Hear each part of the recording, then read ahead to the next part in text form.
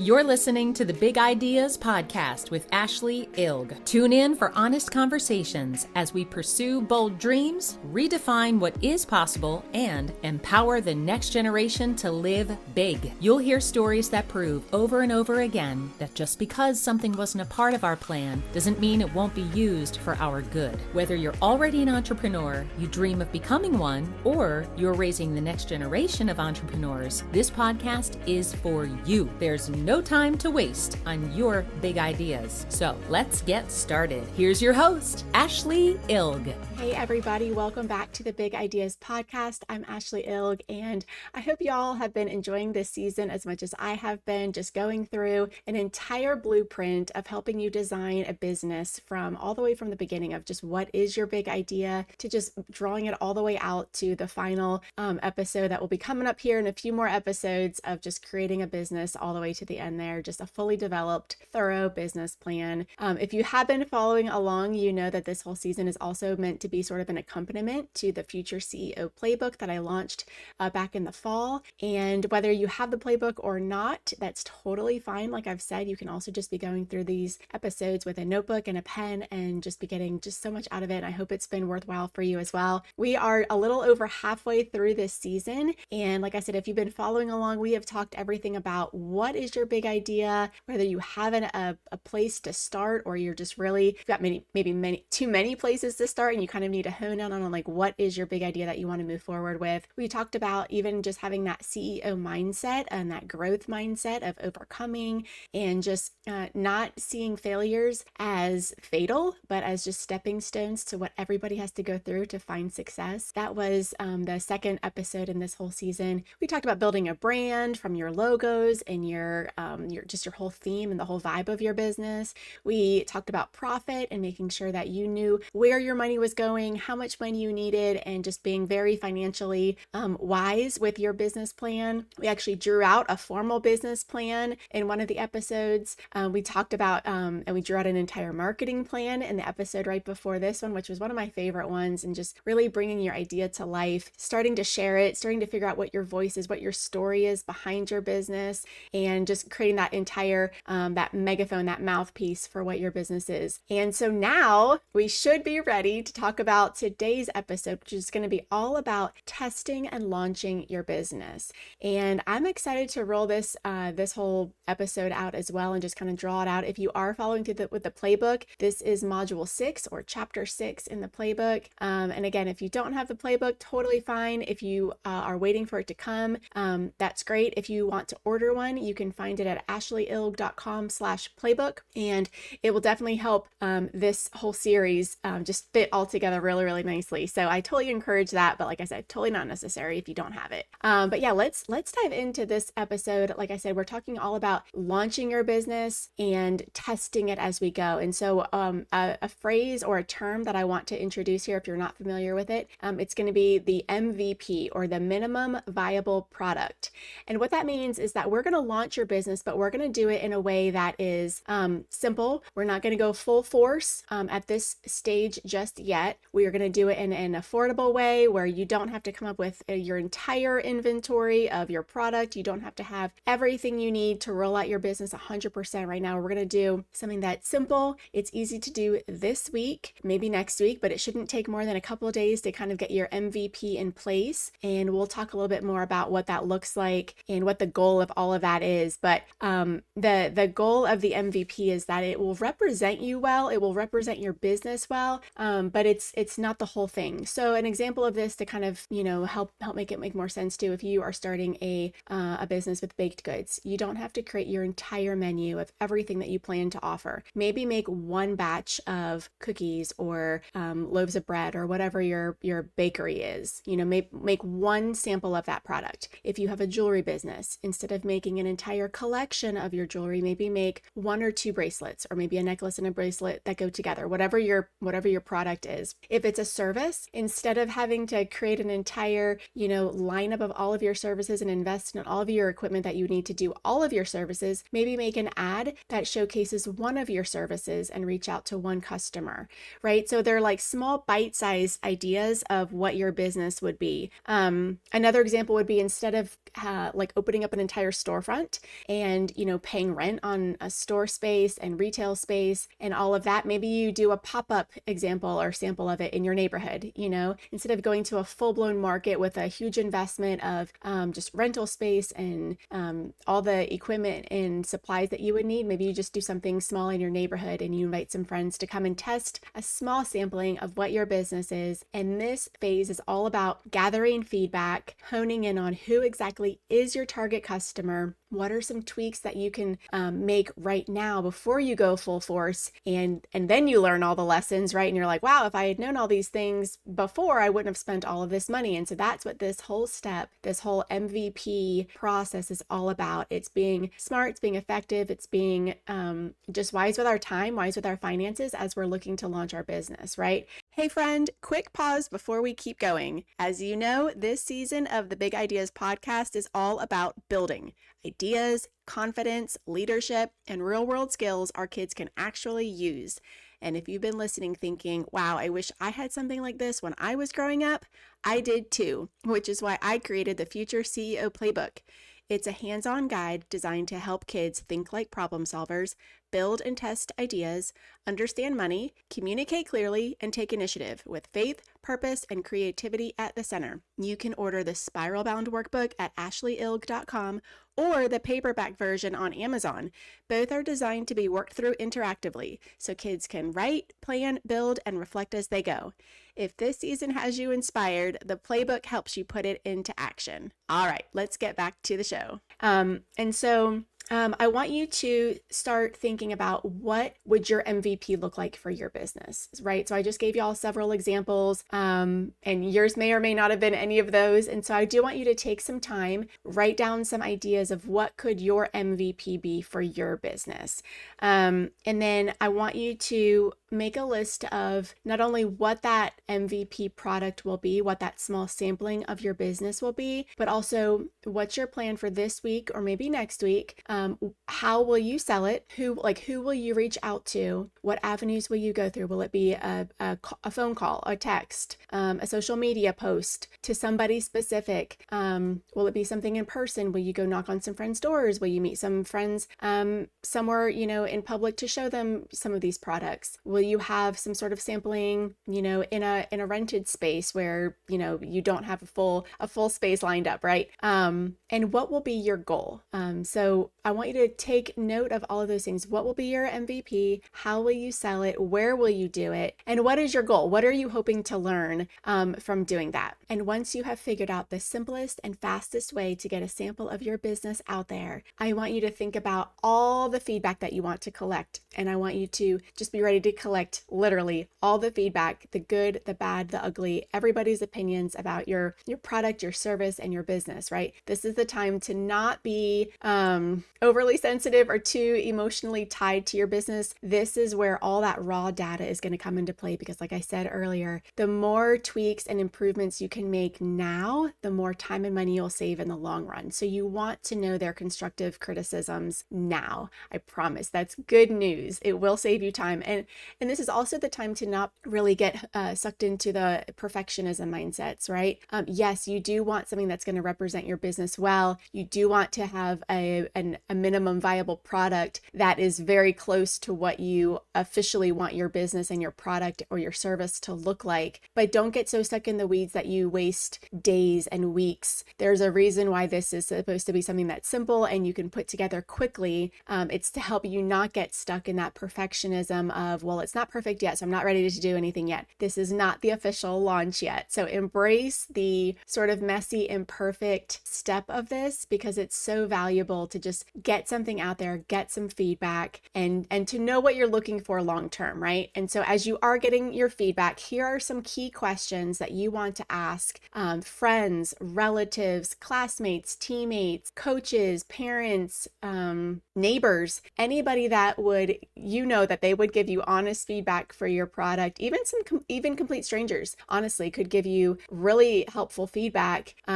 And maybe you wouldn't be so, I don't know, maybe upset by their feedback if you didn't really know them and you didn't really know where they were coming from. So that could be a good option as well. Sometimes when the people closest to you, their feedback can maybe, hit you the wrong way, or you could be more sensitive to that. So just be open to getting feedback from everybody, depending on what your product and service is and what your plan is to get it in front of people. But here are some key questions I want you to make sure that you're asking. You definitely want to ask, what do you like about it? You want that positive, like, do you like it? What is it that you like about it? And try to make sure that your questions are not just simple yes and no questions. Do you like it? Yes. Well, that's great, but that doesn't really give you a ton of constructive feedback without asking, like, well, what is it that you like about it? Because they might like something about your product or service that you didn't even realize was beneficial. And now you've got this whole new avenue of ways that you can market it and approach it for future customers. You also want to ask, is there anything confusing or missing with my product? And if so, what is that? Like, what would be anything confusing or missing from my product? I would also take this time to ask, what would you pay for this product? And then ask them to justify what their reasoning is.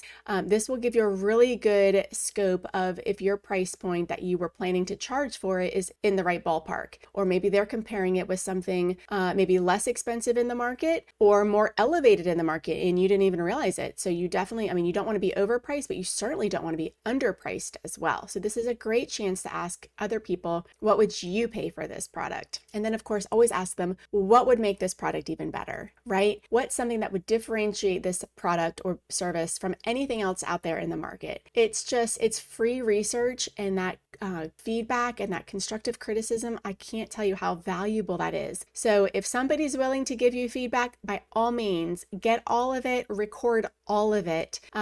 Make sure you've got your notebook or your, some way to take notes and collect all of that feedback. If you're getting it through, an email or some sort of social media platform, make sure that you are collecting that feedback somewhere that you can go back and use, because the next step in this process, after we've collected all of our feedback from our potential customers, is to decide, okay, what do I want to move forward with any of these feedback? And of course, if you're seeing some repetitive comments, like, well, I think I would only pay this much for it, and maybe it's significantly less than what you were charging. Well, then you really do need to take serious considerations for changing your pricing, right? If it was only one person, maybe ask a couple other people specifically about those questions. But if you see some constant similar feedback, that's definitely an indication that your attention needs to go in that direction, right? So if somebody's like, well, I love your chocolate chip cookies, but there's not enough chocolate chips, right? I don't think there's ever a chocolate chip cookie that doesn't have enough chocolate chips personally.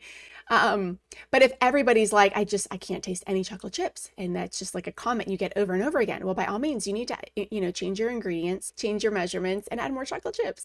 And that's maybe a silly example, but I think you get my point, right? When you get feedback, and especially if you get the same feedback over and over again, you definitely want to take that into consideration. And now is the time to make those changes, make those improvements, and make note of other ways that you might be marketing your product. Something else you'll notice with this feedback is you might realize that you've had your target customer all wrong, right? Maybe you thought that your target ideal customer was somebody that was similar to you, right? Maybe similar age, similar place in life, similar lifestyle. And you didn't even realize that, oh my gosh, there's this whole market of people that I discovered while I was getting some research that I didn't even think about. And in fact, they're more likely to spend money on something like this than who I thought was my target audience. And so, like I said, this point of testing and doing like a test launch of your business will help you hone in on not only improving your product, but also improving how you're targeting your ideal customer so that you can really maximize your profit and your efforts, so that you're not spending your time chasing sales with the wrong person, right? And then finally, you want to make sure that you're tracking your earnings. So as you are launching, one point of this, Okay, and as you're really honing in on who your target customer is, this is also the point that you'll start to realize where the best place is to sell your product and to expand your business, right? You may have thought that the local markets were going to be your number one place, or maybe you were thinking a storefront was going to be the only way that you can make this happen. And maybe as you're testing your product, somebody suggests this, or maybe you just realize like, oh my gosh, I actually have a completely different way that I can expand my business here. Some of those ways would be online. Of course, more and more companies are moving to that virtual storefront, that virtual shopping experience. So you need to, really consider, is the online shopping experience really what I want to do? And maybe a website is going to be part of your formal launch process. Maybe it is going to be the local markets, right? Maybe an event like Kids Business Day, like we host here locally. Maybe it's going to be a storefront. Maybe you have a friend that already owns a retail space and they can rent out a portion of it, or you can partner with them in that space, or you have a connection and you want your own storefront, and that's a meaningful and very effective way for you to grow your business, right? And you need that service space. Maybe it's going to be in person, right? Maybe it's going to be based on just one-on-one interactions, and you're going to do in-person deliveries, or like a daily pickup or a weekly pickup kind of a schedule, something like that. But this is the time that you're going to really hone in on where is the best place, the best places of where you are going to sell your product, which is going to lead right into how are you going to get paid. And this is really a key time to iron out any of those maybe technical or more detail-oriented pieces of, earning your profit, getting paid, having that customer payment process as streamlined and simple as possible. Because trust me, if a customer loves your product, can't wait to get it, but then they can't figure out how to pay you to get it, they're going to get frustrated and they may even walk away and not buy from you. So making sure that if it's something in person or something at a local market, like I said, that handoff, that personal handoff, and you're relying on a cash payment from your customer every time, there's certainly nothing wrong with that. Cash is always a great idea. Make sure that you've got small bills and the ability to make change on the spot at any point. Because like I said, if you are not, and they can't buy from you at that point, you may miss your chance. And that would be just really disappointing way to lose a sale, right? Just from a lack of preparation. Of course, easier ways to do payments are, those online apps like Venmo or Cash App or PayPal, things like that. And just make sure that you have that set up before you launch this, even your test product here, because you just want to test all of the pieces out, right? And so if you've got those accounts with those online Cash Apps or Venmos or online payment portals, make sure they're all ready to go. Other ways you could do it would just be through, your actual website. If you're using something like Shopify, all of those payment options will run through like Stripe or some sort of online payment portal. So like I said, take some time, figure out what's going to work best for you, and more importantly, what's going to be the most convenient for your customers, and make sure, whether you need a QR code printed that they can scan and pay on the spot, or you've got a link ready to go at all times. Now is the time to get that ready. So the final step for launching this MVP product for your business, for this whole step, is going to be really thinking through what you want your customer service experience to be like, right? It almost feels like common sense that you want to make it the most enjoyable, obviously polite, professional experience for your customers, whether it's your parent, whether it's a relative or a sibling, a really close friend, or a complete stranger. You want them to know that you're treating this business seriously. You want them to know that you're treating them first class, that you appreciate their business, that you appreciate their support and their belief in your big idea and all the things that you're doing to bring it to life. And as much as you say that, what goes even so much further is how you act and things that you do to follow through, to just show them and not just tell them how much you appreciate them. So now is also the time to really outline and put together sort of a plan for what you want your customer service experience to be for your customers each and every time. So it goes without saying that while you're interacting and while they're in the process of buying from you and you're sharing your product,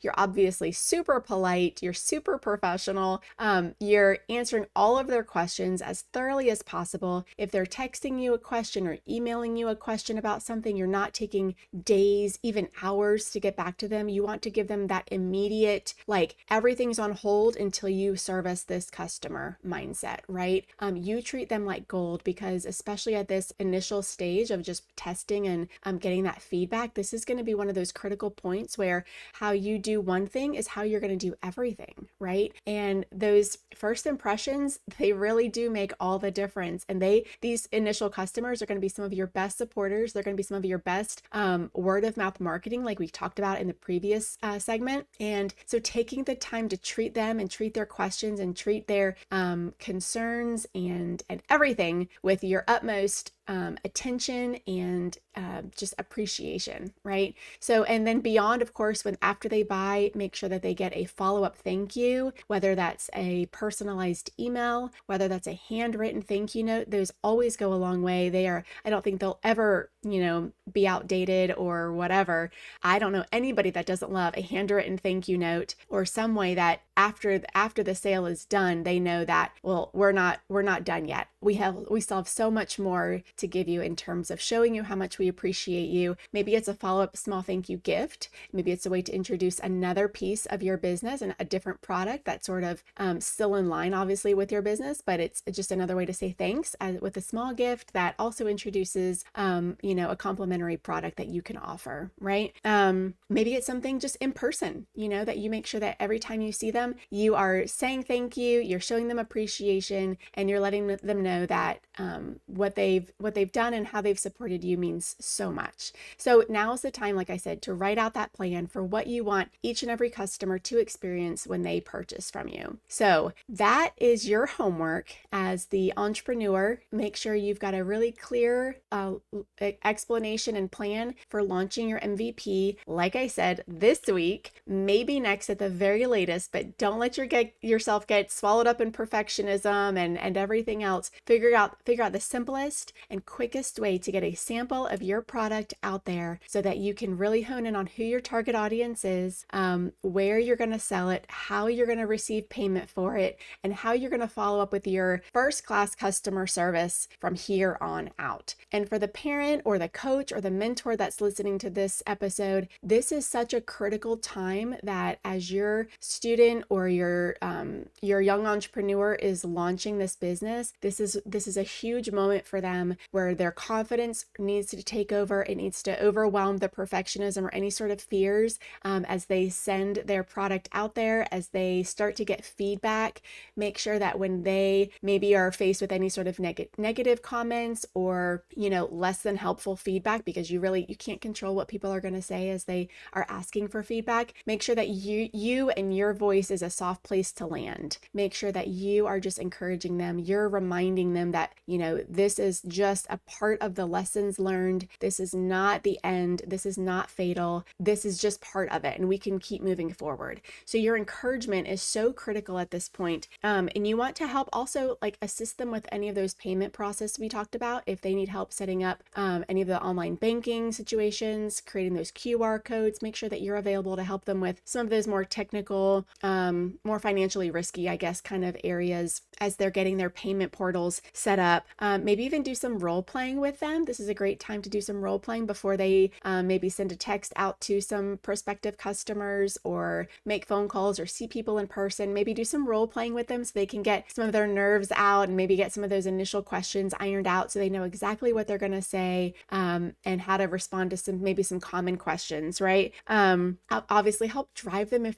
they're young and they need to get to some locations for having this experience to test their product. Just be available, be so encouraging. That's the biggest thing. Just encourage them, let them know that you're so proud of them for getting to this step, and this is such a huge milestone. So I can't wait to hear how these MVPs are launched, the feedback that you're getting, what you do with that feedback. And once you've done that, we are ready to keep this ball rolling. We've got a couple more episodes to wrap this whole business plan and this business launch up. This is such a huge one. Can't wait to hear your feedback. Thank you so much for being here. Once you've done this, come back for the next episode, and we've got a little bit more to go. Thanks so much for being here. Hey friends, thanks so much for tuning in today. Before you go, it would mean the world to me and my family if you would share this episode with at least one person who you think might benefit from this message. And of course, be sure to subscribe so you don't miss future episodes.